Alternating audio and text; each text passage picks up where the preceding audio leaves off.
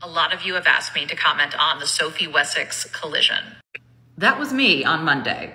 I filmed an entire video around that incident and what I think happened in the media coverage, but something told me, just like a little gut feeling, not to post it. And sadly, I'm happy that I didn't, because unfortunately we have some really bad news.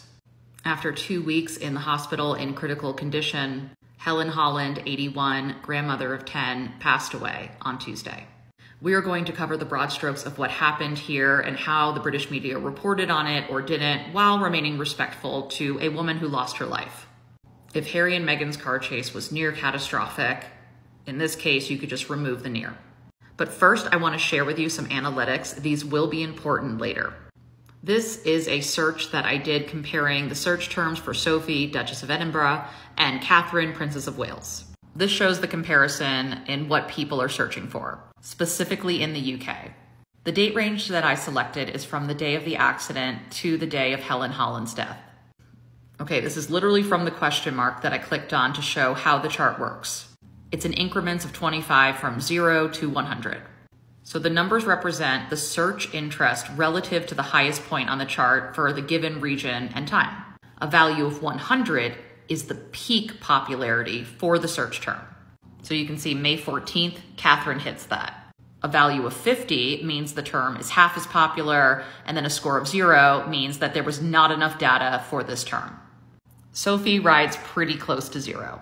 Back to what we know of the incident. This is from the BBC. On May 10th, Helen Holland was hit by a police motorcycle escorting Sophie, the Duchess of Edinburgh, through London. Miss Holland had been in London visiting her sister when she was struck at the junction of West Cromwell Road and Warwick Road in Earl's Court. I'm not a traffic expert, but I can MapQuest. The red dot is Warwick Road, and then this road is West Cromwell Road. This article gives a little more detail on where the road leads. Cromwell Road connects with Talgarth Road, which eventually leads you to the M4 motorway, which leads to Windsor, though it is unclear where the Duchess was traveling to. If I were to dig into this further, here are the follow-up questions that I would investigate. First of all, the royal motorcade. Does it fluctuate in size? Does it depend on the royal? Are there always police vehicles, motorcycles that are a part of it? And if not, where was Sophie going that would necessitate this kind of protection?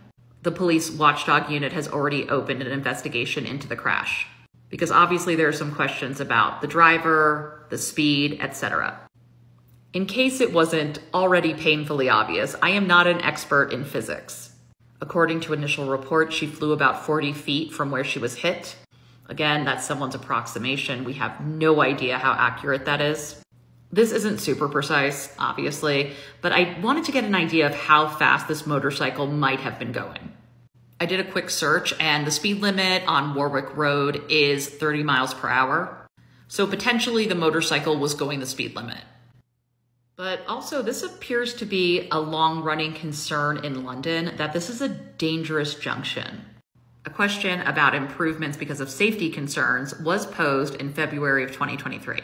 According to this Q&A of every junction in this particular area that is dangerous, the answer was, quote, design and traffic modeling work is underway for this area, and Transport for London expects to engage further on proposals in 2023-2024. It appears for people in the area, they know that this is a dangerous junction and one that they've raised concerns over.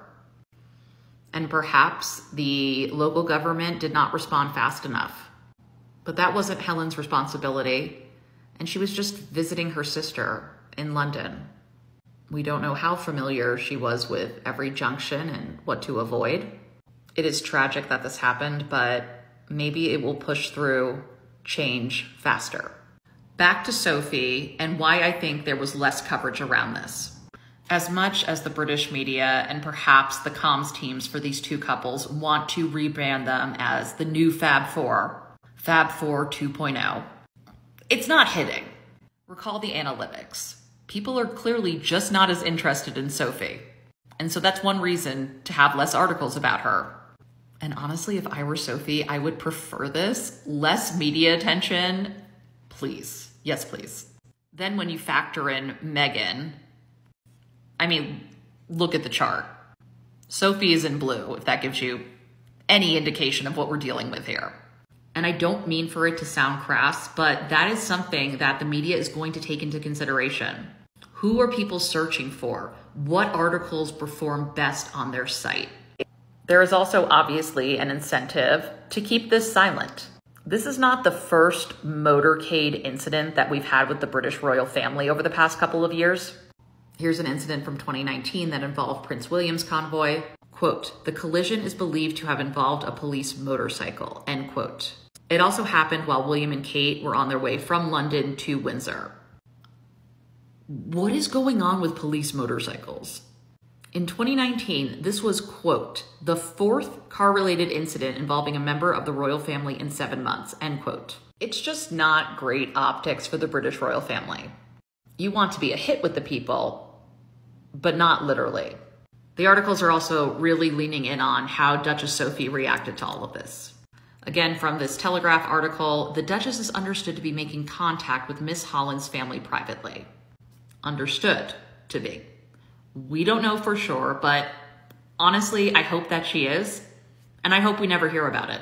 A palace spokesperson said, quote, "The Duchess of Edinburgh is deeply saddened to hear that Helen Holland has passed away. Her Royal Highness's deepest condolences and sympathy go to all of Miss Holland's family," end quote. We even get a thoughts and prayers, which might just trigger me because I'm an American, but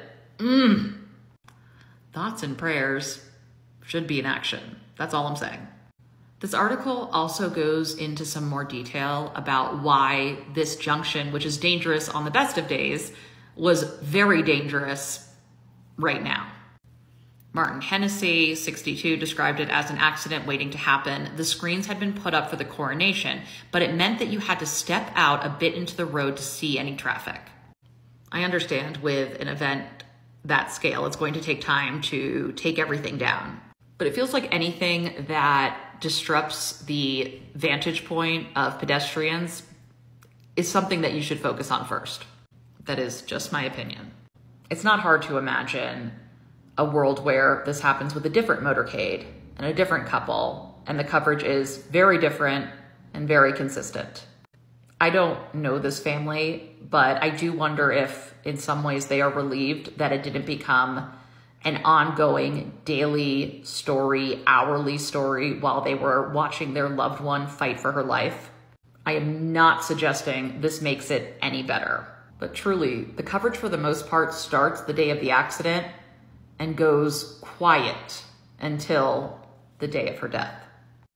And maybe this is what normal coverage could look like. Maybe we've lived so long in a breaking news, 24-hour news cycle world where the hits keep coming that we can no longer tell when journalism is appropriately paced. I'm not really sure how I would put that.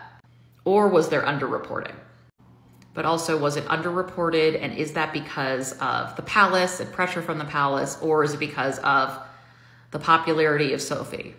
But I think it's important for the public to know so that hopefully changes can be made, whether that's within the royal motorcade or the use of motorcycles, to ensuring that junctions are safer, partitions taken down sooner. Anyway, that is just some of my thoughts.